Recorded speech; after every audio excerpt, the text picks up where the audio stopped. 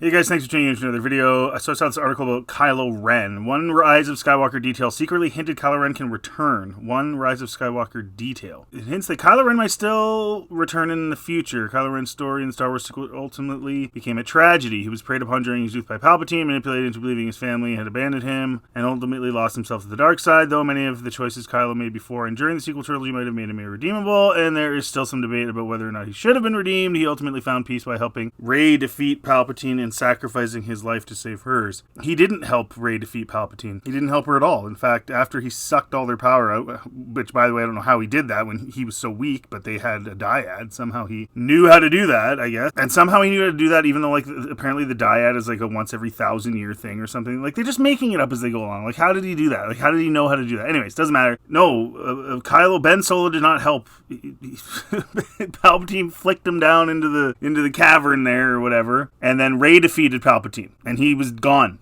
And then he climbed back up and pulled a Neo and pulled the bullet out of her.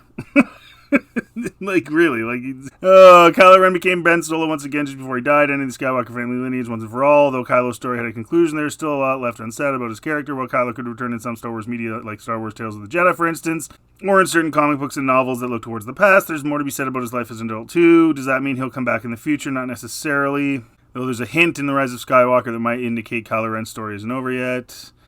His story in Star Wars franchise is clearly meant to parallel that of his grandfather. I wouldn't say clearly, because we know now, and this article came out after Adam Driver's interview where he discussed the fact that he was under the impression from the beginning that he was slowly turning to the dark side to the point where he'd be extremely dark side by 9 and be essentially the Emperor. And then, as he put it, Rian Johnson went in a, quote, different direction. So I wouldn't say it was meant to parallel his grandfather, and I would say it didn't really. It didn't really, if you think about it. He was young and impressionable, Emperor preying on Anakin Skywalker's fears and insecurities. Okay, there are some things that are similar. Both Anakin and Kylo were naturally gifted with the Force, loved more deeply than the Jedi ever allowed, and hurt those that meant the most of them. In the end, Darth Vader became Palpatine's second in command. Loved more deeply than the Jedi ever allowed. Well, to be fair, the whole dyad and Reylo thing was sort of JJ's last-ditch effort attempt to salvage the series after The Last Jedi and The Force Awakens were such screw-ups. So, kinda? Not really. I mean, it was a little different with Luke and Vader. I mean, it was his kid. Eventually, both Kylo and Vader are shown the error of their ways by those who care most about them. Luke Skywalker believed his father could find his way back to the light, refusing to kill Vader, sacrifice himself to murder Palpatine. Rey believed for so long that Ben Solo was still inside Kylo Ren, and Ben finally came to his senses when he realized just how much of his mother and father truly loved him. Though it's hard to forgive either antagonist for their actions, they both redeemed themselves in death, saved their loved ones and the galaxy in the process. Again, Ben had nothing to do with saving the galaxy from stupid Palpatine return. He was down in a ditch. He was down in a cavern on Exegol. He didn't do anything. And yet, despite all these obvious similarities, it was never confirmed whether Kylo Ren returned as a Force Ghost or not. While Anakin Skywalker made an appearance as a Force Ghost at the end of Return of the Jedi, and has since returned in Ahsoka as well, Kylo Ren's fate is unclear. This must have been a deliberate choice. If Kylo's story is meant to resemble his grandfather's, wouldn't he get the chance to return as a Force Ghost as well? The absence of Kylo Ren's Force Ghost is especially obvious when Rey sees both Luke and Leia's apparitions on Tatooine, and she buries their lightsabers in the sand. There seems to be no reason for Ben not to have been there as well.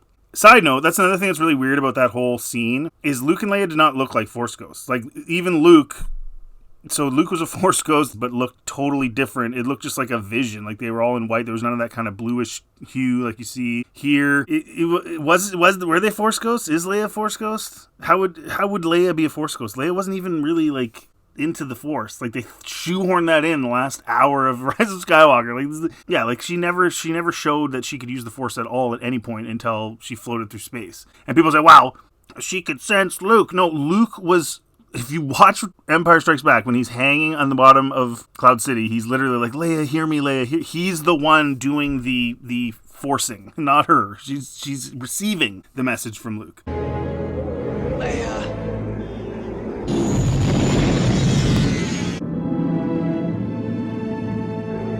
Hear me. Leia. And so there's a little bit of sensitivity there, but this idea that anyways, that's a whole other ball game, a whole other video.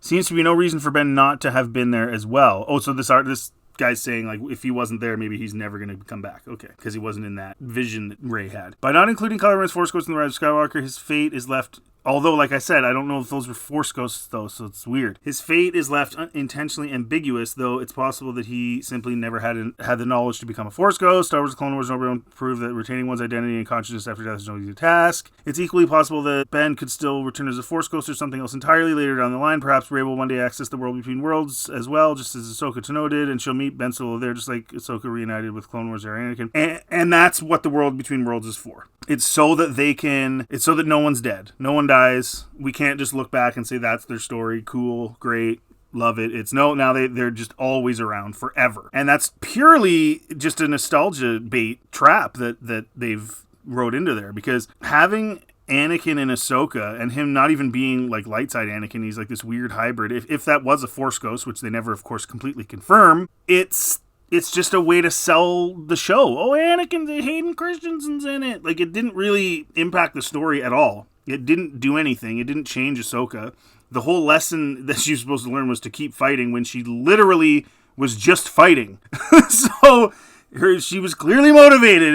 The whole thing was pointless. It was just to put Anakin on the screen so people would go, oh my gosh. Given Rey and Kylo's Force dyad bond, a new concept interested in the sequel trilogy, anything seems possible. If The Rise of Skywalker chosen not to include Kylo Ren's redemption, his story would have been over by now, and his being unable to return as a Force Ghost would make sense. But Star Wars chose to redeem him. They chose to emphasize the similarities between him and Darth Vader even more by giving him a chance to make up for his mistakes. Ben Solo not returning as a Force Ghost might have been a deliberate choice, so hopefully he's still able to return in some capacity after the events of Star Wars: The Rise of Skywalker.